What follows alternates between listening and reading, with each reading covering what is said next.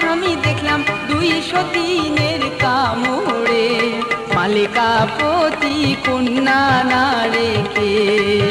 আমি ওই পাহাড়াতে গেছিলাম গো স্বামী দেখলাম 203-এর আন্ধারে, মালিকাপতি কন্যা না রেখে।